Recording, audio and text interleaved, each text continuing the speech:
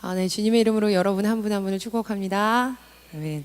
지금 우리는요 4주에 걸쳐서 하나님의 사랑의 옷장이라는 주제로 예배드리고 있습니다.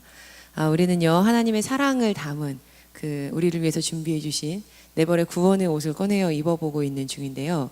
벌써 세 번째 시간입니다. 지난 2주 동안 우리는요 예수 그리스도로 만들어진 용서의 가죽 옷을 입었습니다. 그리고 이어서 하나님 나라의 백성으로서 이 땅에서 살아갈 때 반드시 입어야 하는 옷, 강하게 하시는 전신갑주도 덧입었습니다. 그렇죠? 네, 그리고 오늘은요 아름답게 입히시는 옷, 세마포를 함께 입어보고자 합니다. 지난주 금요일, 토요일, 주일 총 3일에 걸쳐서요 우리 유치부, 유초등부의 여름성경학교가 우리 교회에서 있었습니다. 처음부터 끝까지 얼마나 이렇게 마음 뜨거운 은혜랑 머리 시원한 또 재미가 있었는지 모릅니다. 잠시 이번 유치부, 유초등부 여름성경학교 집회 모습 잠깐 보시고 오실게요.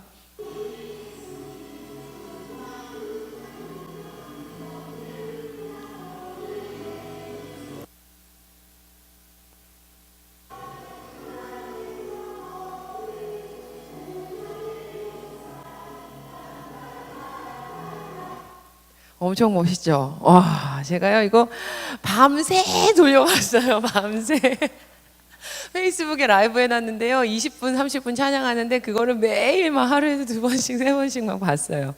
우리 아이들 열정적으로 하나님 찬양하는 모습 어떠세요? 여러분 자랑스러우시죠? 격가지로요 8월 19일에요 사부 예배 시간에 감사 예배를요 이 자리에서 우리가 드리게 됩니다. 그러니까 이 은혜 함께 나누실 수 있거든요. 8월 19일에 함께 감사 예배 함께 했으면 좋겠습니다. 이처럼요 우리 어린이들이요 여름성경학교 기간 동안에 하나님께서 주시는 은혜를 맛봤습니다. 그리고요 여름성경학교 이후에 전도사님들의 핸드폰에는요 집에서도 그리고 또 마트에서도 길거리에서도 여름성경학교를 이어가는 이 아이들의 사진과 영상이 막 쏟아지듯 들어왔어요.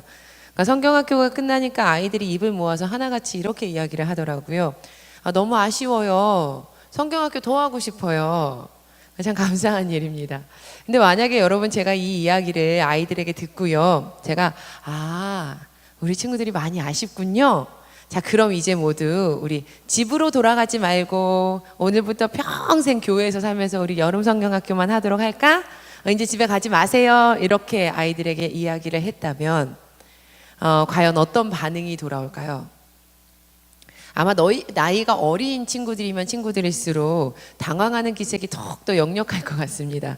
그리고 끝내는 싫다고, 나 집에 돌아가고 싶다고 이렇게 이야기를 하겠죠. 여러분 우리가요 집을 떠나서 이렇게 며칠 동안 성경학교를 하거나 아니면 친구의 집을 방문하거나 좀 낯선 곳으로 여행을 가거나 이럴 때 아주 잠깐은 즐거울지는 모릅니다. 하지만 집을 떠나 있는 시간이 길어지면 길어질수록 우리는 빨리 집으로 돌아가고 싶습니다. 왜냐하면 우리의 집은 우리가 가장 편하게 쉴 수 있는 나에게 있어서 가장 행복한 공간이기 때문입니다. 그런데 여러분 예수 그리스도를 믿는 우리들에게는요 이 세상의 집만 있지는 않습니다. 여러분 이 찬양 아세요? 죄 많은 이 세상은 내 집 아니네 저 하늘에 있네 저 천국 문을 열고 나를 부르네 나는 이 세상에 정될 수 없도다 오 주님 같은 친구 없도다 저 천국 없으면 난 어떻게 하나 저 천국 문을 열고 나를 부르네 나는 이 세상에 정될 수 없도다. 와 여러분 우리 모두에게는요 진짜 나의 집 돌아가야 할 본향이 있습니다. 우리는요 이곳을 천국 하나님의 나라라고 말합니다. 그런데 하나님의 나라는요 헬라어로 보니까 바실레이아 투 테우예요. 바실레이아 투 테우. 이 두 번째 있는 투 그리고 세 번째 있는 테우라는 이 단어는요 투는 정관사예요. 그리고 테우는요, 하나님이란 뜻이에요. 그러니까 그 하나님, 뭐 이런 뜻이죠. 그렇다면 맨 앞에 있는 단어 바실레이아, 나라로 해석된 이 바실레이아를 좀 살펴보았으면 좋겠습니다. 이 바실레이아는요, 본래적인 의미로는 왕권을 통치하는 명사예요. 왕권. 그러니까 추상적으로는 좀 통치의 개념이 있고요. 구체적인 문자와 상징으로는 왕국, 그 나라를 나타냅니다. 그런데 이 명사는요, 바실리우스라는 다른 명사에서 유래가 되었는데요. 이 바실리우스라는 것은요, 주권자라는 뜻을 가지고 있어요. 그러니까 정리해 보자면 이 첫 번째 단어인 바실레이아는요, 마치 한국, 중국, 베트남, 미국, 캐나다 이렇게 지역이 나뉘어져 있는 나라처럼 지역적인 의미를 지니고 있지는 않다는 것입니다. 우리말로 나라라고 번역이 되어 있으니까. 그리고 또 우리는 사후 세계에 대한 사상이 저세상이라는 저세상이라고 박힌 이 민족적인 토양을 가지고 있으니까 대부분의 분들에게 하나님의 나라라는 것은 그저 죽어서 가게 되는 다른 곳의 공간 정도로 이해가 됩니다. 그런데 이 바실레이아 투 테우, 하나님의 나라는요, 하나님께서 주권자가 되어서 통치하시는 나라를 일컫습니다. 즉 우리의 본향은 공간이 아닌 바로 하나님의 통치 아래에, 그 주권 아래에 있다라는 것이죠. 구체적으로 조금 예를 들어보겠습니다. 하나님께서 나의 인생의 주권자가 되어서 나를 통치를 하십니다. 그렇다면 내 삶이 바실레이아 투테우, 하나님의 나라가 되는 거겠죠. 자, 하나님께서요, 우리 가정의 주권자가 되셔서 통치하십니다. 그렇다면 우리 가정이 하나님의 나라, 천국이 되는 겁니다. 하나님께서 우리 회사를 이끄셔서 회사의 주인이 되셔서 이끌고 계십니다. 그렇다면 우리의 회사가 하나님의 나라가 될 수 있는 겁니다. 이처럼 하나님의 나라는요, 하나님의 통치하심을 나타냅니다. 그러니까 단순히 죽음 이후에나 가게 되는 저 사후 세상 어느 곳, 이 정도가 하나님의 나라 천국이 아니라는 겁니다. 하나님의 나라는요, 지금 우리의 삶에서부터 하나님의 통치가 이루어지는, 지금 이 땅에서부터 시작이 되어서 저곳, 하나님의 그때, 그곳까지 이어지는 것이 바로 하나님의 나라입니다. 요한복음 11장을 보면요, 예수님께서 병든 나사로가 죽은 후에 마르다와 마리아를 찾아가시는 모습이 이 안에 담겨져 있습니다. 이미 오라비가 죽은 후이기 때문에 마르다는요, 예수님을 맞이하러 나오면서 슬퍼하면서 이렇게 토로를 합니다. 주께서 여기 계셨더라면 내 오라버니가 죽지 아니하였겠나이다.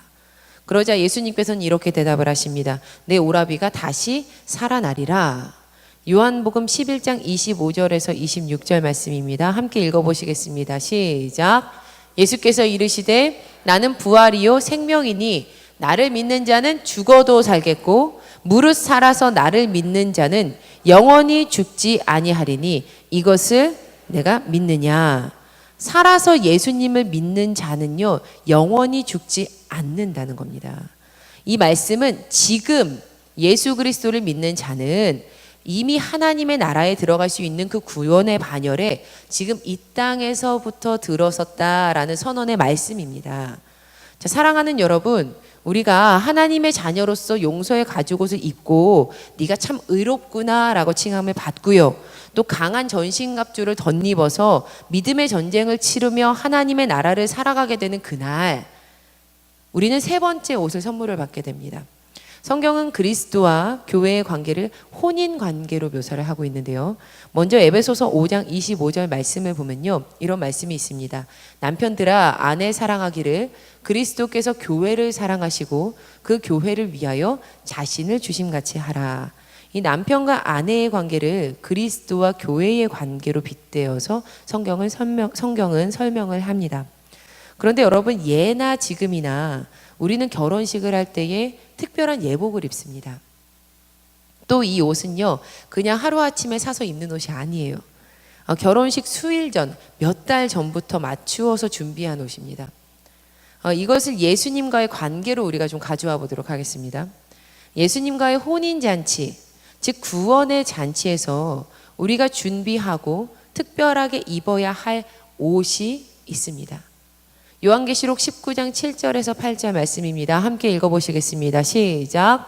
우리가 즐거워하고 크게 기뻐하며 그에게 영광을 돌리세.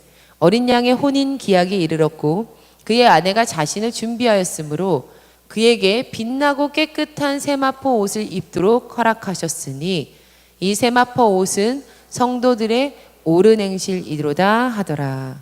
그 옷은요 바로 세마포입니다. 하나님께서 우리에게 선물해 주시는 그 하나님의 나라를 살게 되는 날, 하나님과 함께 연합하여, 그 예수님과 연합하여 정말 교회와 그리스도가 부부의 관계처럼 이렇게 연합하여 살게 되는 날 선물 받게 되는 세 번째 옷이요 세마포라는 겁니다. 근데 이 세마포 옷은요 계시록 말씀을 보니까 어린 양의 혼인 기약에 그의 아내가 입는 옷입니다. 이 세마포는요 아마라는 식물에서 뽑은 실로 천을 이렇게 짜서 만든 옷이에요. 성경에서 이 세마포라는 단어는요 배 아니면 고운 배옷, 가는 배옷으로도 이제 번역이 되어 있습니다.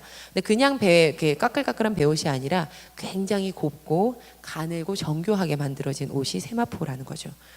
이 천은요 시체를 싸는 붕대로도 쓰였고요. 또 성전의 휘장을 만들기도 했습니다. 예수님의 시체가 세마포로 쌓여 있었죠. 그리고 또 세마포라는 것은요 부와 정결의 상징이기도 했습니다. 그런데 요한계시록에서 특별히 세마포는 계시록 3장 5절을 보니까요 이기는 자는 이와 같이 흰 옷을 입을 것이요 라는 부분과 연결이 됩니다. 그러니까 끝까지 믿음을 지키고 이긴 자들이 입는 흰 옷. 그런데 여기서 이 흰 색깔이라는 이 흰 옷은요 천상적인 영광 가운데서 부여되는 영원한 생명에 대한 표시입니다. 그리고 영원한 생명과 연결되는 이 하얀 옷, 이 세마포는요 또한 변화된 몸을 상징하는 것으로 볼 수 있습니다. 독일 성서공회 학자들은요 이 세마포가 요한계시록 우리가 읽었던 이 19장 말씀에 나오는 세마포 옷이요 변화된 몸을 상징한다라고 이렇게 해석을 해놨어요. 조금 더 구체적으로 이 변화된 몸이라는 것은요 부활의 몸을 입는 것을 뜻합니다. 어떤 옷을 입는 것을 뜻한다고요? 부활의 몸을 입는 것을 우리가 뜻합니다. 우리 구주 예수님은요 죽음을 이기시고 부활하셨습니다. 할렐루야. 아멘. 고린도전서 15장 20절은요 이렇게 말씀하고 있습니다. 그러나 이제 그리스도께서 죽은 자 가운데서 다시 살아나사 잠자는 자들의 첫 열매가 되셨도다. 세상에는요 죽었다가 잠시 소생했다라는 신비로운 이야기들이 들리기도 합니다. 또 물론 성경에서도요 죽은 나사로가 살아나요. 그렇죠? 그러니까 죽은 야이로의 딸이 다시 생명을 얻어요. 그리고 우리가 지금 열왕기하 말씀을 묵상을 하고 있는데 죽었던 이 아들이 이제 살아나는 기적의 역사들도 우리가 성경을 통해서 읽었죠. 그런데 마태복음 27장 52절도 보면요 예수님께서 돌아가셨을 때 무덤이 열리며 자던 성도들의 몸이, 그러니까 여기선 죽은 성도들이에요. 자던 성도들의 몸이 많이 일어나되라는 증언이 그 안에 담겨 있습니다. 여러분 죽었던 사람들이 일어나는 일들이 살아나는 일들이 있었다라는 거예요. 하지만요 그들은 결국에는 다시 죽습니다.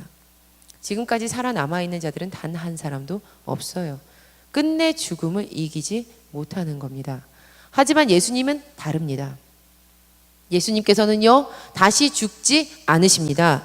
그분만이 철저하게 죽음을 이기셨어요. 로마서 6장 23절에서 죄의 삭슨 사망이요 라는 구절이 있는데 죽음을 이기셨다라는 것은 죄를 이기셨다라는 말과 동일합니다. 여기서 우리가 집중해야 되는 부분이 하나 있는데 예수님께서 죄와 죽음을 이기셨다라는 결정적인 증거가 있다라는 점입니다. 바로 그 증거는요 예수님께서 새로운 몸으로 부활하셨다라는 점이에요. 새로운 몸을 입고 부활하셨다라는 점입니다. 부활 이후에 예수님께서는 문을 꽁꽁 잠그고 숨어있는 제자들 앞에 갑자기 불현듯이 나타나십니다. 아무도 문을 열어주지도 않았고요 작은 구멍 하나 없는 공간이었는데 말입니다. 요한복음 20장 26절 보니까 문이 닫혔는데요 예수께서 오사, 문이 닫혔는데 갑자기 예수님께서 오셨어요. 그 가운데 서가지고 이렇게 말씀하시는 거예요. 너희에게 평강이 있을지어다 하시고, 또 예수님께서는 도마에게 말씀하십니다. 나의 몸을 만져봐라. 그러니까 부활하신 몸은요 그냥 우리가 생각하듯이 영혼만 있는 몸이 아니었던 거예요. 우리가 마치 영혼에서 봤을 때 누군가가 나와 막 이렇게 죽었던 사람이 영혼으로 나타났는데 막 만지니까 못 만져지고 막 이렇게 내 손은 허공을 뭐 이렇게 가르고 있고 이런 게 아니라는 거예요. 도마에게 내 몸을 만져봐 라고 예수님께서 말씀을 하세요.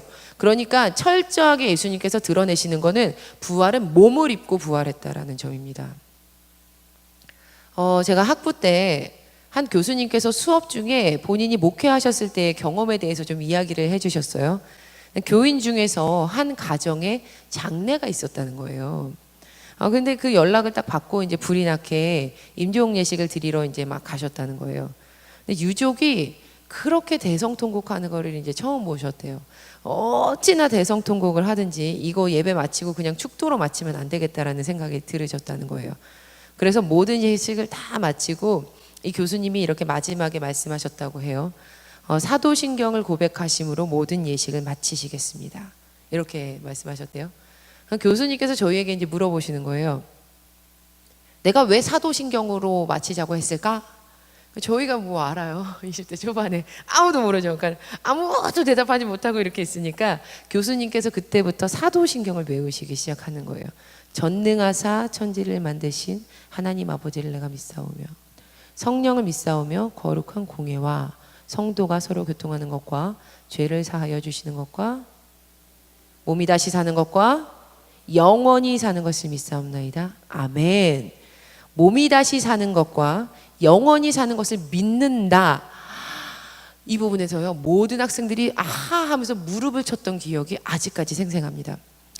여러분, 고린도전서 15장 말씀은요, 부활장이라는 별명을 가지고 있는 장입니다. 총 58개의 절이 있는데요, 이 58개의 절이 세 부분으로 나뉘어져 있습니다. 첫 번째는요, 그리스도의 부활이에요. 그리스도가 부활하셨다는 거예요. 두 번째는요, 죽은 사람들의 부활이에요. 그리고 세 번째는요, 몸의 부활입니다. 몸의 부활. 클라이막스가요, 몸의 부활인 거예요. 우리는요, 예수님을 닮아서 거룩한 몸의 부활을 고백하는 사람들입니다. 지금 이렇게 설교를 드리면요, 이런 말씀 이제 생소하신 분들 계세요. 그래서 이 몸의 부활에 대해서 설교를 하면 어떤 분들은 난생 처음 들어보시는 분들이 간혹 계세요. 이렇게 그러면 약간 이단 아니야 이렇게 좀 생각을 하시는 분들이 계세요. 근데 고린도전서 15장에 보면요, 클라이막스가요, 몸의 부활이에요. 우리가 외우는 사도신경, 고백하는 사도신경이요, 몸이 다시 사는 것과 영원히 사는 것을 믿는다는 거예요. 그러니까요, 우리가 고백하는 이 구원이라는 것은요, 단순히 우리가 상상하던 그 영혼의 살아남 정도가 아니라는 것이죠. 우리가 허락받은 이 구원이라는 선물이 우리가 생각하는 것 그 이상으로 얼마나 신묘막측한 일이 아닐까라고 우리가 고백할 수밖에 없다는 겁니다. 자, 사랑하는 여러분, 예수 그리스도를 구주로 고백하는 이들은 지금 여기에서부터 이 하나님 나라의 자녀로 부름을 받았습니다. 할렐루야. 여러분 그렇게 고백하십니까? 지금 여기에서부터 하나님 나라의 자녀로 부름을 받았다. 부름을 받았다. 우리가 누군가에게 부름을 받을 때 우리는 그 불려진 그 자리는 사실 내가 계획했거나 준비하거나 만들어 놓은 자리가 대체로 아닙니다. 나를 부르신 누군가의 생각과 뜻에 맞추어서 마련된 곳이죠. 저는 인생을 살면 살수록요, 내가 하나님께 부름받아서 이곳에 와 있는 거구나. 내가 하나님께 부름받아서 이 사람을 만나는 거구나. 내가 하나님께 부름받아서 이 일을 하는 거구나 라는 것을 고백하게 됩니다. 아무리 능력이 많고 잘난 사람이라 할지라도요, 사람은 삶을 자신의 뜻대로 주도할 수는 없습니다. 지금도 그렇고요, 아마 앞으로도 평생 그럴 겁니다. 그러나 크리스천들이란 그 안에서 최상의 반응을 선택하며 살아가는 사람들입니다. 왜냐하면 우리는 영원한 생명을 허락받은 세마포를 이미 입고 있기 때문입니다. 여러분, 그렇다면 지금 여러분 감사하십니까? 지금 만족하시나요? 지금 충성하고 계십니까? 지금 노력하고 계세요? 지금 구원받은 자로서 살아가고 계십니까? 지금 세마포를 입은 자답게 살아가고 천국 백성답게 살아가고 계시느냐는 말입니다. 계시록 19장 8절, 그에게 빛나고 깨끗한 세마포 옷을 입도록 허락하셨으니 이 세마포 옷은 성도들의 옳은 행실이로다 하더라. 옳은 행실이로다 하더라. 이 옳은 행실은요, 헬라어로 디카이오마입니다. 근데 디카이오마라는 뜻은요, 공정한 행위를 뜻하는 명사예요. 어원을 살펴보면 디카이오라는 동사인데, 이 동사는요, 의롭다고 간주하다, 흠없다고 여기다 라는 뜻입니다. 그러니까 의롭게 간주하시고 흠없이 봐주시는 그 하나님의 은혜의 옳은 행실이 이 세마포 안에 담겨 있다는 것이죠. 여러분, 흠없이 살고 하나님 앞에서 의롭게 사는 것은요, 구원받은 이들의 특징입니다. 그리고 그 구원은요, 단순히 저 땅에서만 이루어지는 것이 아니라 이 땅에서부터 이루어지는 것이다 라고 여러분에게 말씀드렸습니다. 의롭게 사는 것, 흠없이 사는 것, 이 땅에서부터. 이것이 세마포 옷을 입은 자들의 특징이라는 것이죠. C.S. 루이스예요. 스크류테이프의 편지라는 책이 있습니다. 제가 전에 금요가족 기도회 때 제가 짧게 소개해드렸던 적이 있는데요. 이 책은 경험 많고 교활한 악마 스크류테이프가 조카이자 풋내기 악마였던 이 워무드에게 인간을 유혹하는 방법에 관해서 쓴 31통의 편지로 이렇게 이루어져 있는 그런 소설입니다. 그 중에 한 편의 편지의 내용인데요. 제가 읽어드릴게요. 잠깐 잘 들어보세요. 현재보다 미래를 중요시하게 만들어라. 현재에 관심을 갖는다는 것은 하나님과의 영원한 결합이나 분리를 묵상하거나 현재의 십자가를 인내하며 짊어지거나 현재의 은혜와 즐거움으로 인해 감사를 드리는 것을 의미한다. 우리가 해야 할 일은 그들을 현재에서 끌어내서 과거나 미래에 살게 하는 것이다. 과거보다는 미래에 살게 하는 것이 더 낫다. 그들은 미래에 대해 알지 못하므로 그들이 미래를 생각할 때 실제 하지 않는 것들에 대해 생각하게 만들므로 두려움을 조장할 수 있다. 여기서 원수는 하나님이에요. 원수는 인간이 미래에 마음을 내어주는 것, 그 속에 자기의 보물을 두는 것을 원치 않는다. 그것은 우리가 원하는 것이다. 현재를 살지 못하게 하라. 육신은요, 현재 하나님의 부름을 받은 삶의 자리에 있지만 실상은 그 부르신 자리에서 세마포 옷을 입고 살아가는 자가 아니라면 그것은 결코 하나님께로부터 온 삶의 태도가 아닙니다. 우리가 구원받았다고 했을 때 우리는 너무 미래만 생각하고 있지 않나 되돌아보아야 합니다. 우리가 따라 살아가야 할 성경의 원리는 아주 간단합니다. 지금 여기서 예배해라. 지금 여기서 감사하라. 지금 여기에서 기뻐하라. 지금 부름받은 여기에서 행하라. 지금 여기에서부터 세마포 옷을 입은 자로 살아가라. 옳은 행실로 살아가라. 자, 사랑하는 여러분은 예수 그리스도를 구원자로 믿고 계십니까? 정말 믿고 계십니까? 구원 받으셨어요? 이 질문에 대한 확신이 있다면 우리에게는 하나님께서 허락하신 각자의 세마포 옷이 이미 있습니다. 이 세마포 옷은 세상 무엇과도 비교할 수 없는 참된 축복이에요. 마지막으로 우리 계시록 19장 8절에서 9절 말씀을 함께 읽으시고 찬양하시도록 하겠습니다. 함께 읽어보시겠습니다. 시작. 그에게 빛나고 깨끗한 세마포 옷을 입도록 허락하셨으니 이 세마포 옷은 성도들의 옳은 행실이로다 하더라. 천사가 내게 말하기를 기록하라. 어린 양의 혼인잔치에 청함을 받은 자들은 복이 있도다 하고 또 내게 말하되 이것은 하나님의 참되신 말씀이라. 사랑하는 여러분, 이미 구원을 허락받았다면, 세마포 옷을 입었다면 하나님 안에서 큰 축복 받은 삶입니다. 큰 축복 받으셨어요. 그렇다면 하나님 보시기에 옳은 행실을 하며 살아가는 오늘 되기를 간절히 소망합니다. 그렇게 결단하시는 저와 여러분 되기를 간절히 소망합니다. 우리 믿음으로 서리를 함께 찬양하시면서 이곳에 임하신 하나님 나라 가난한 눈으로 바라보겠습니다 고백하시고 기도하는 자리로 우리 함께 나아가도록 하겠습니다.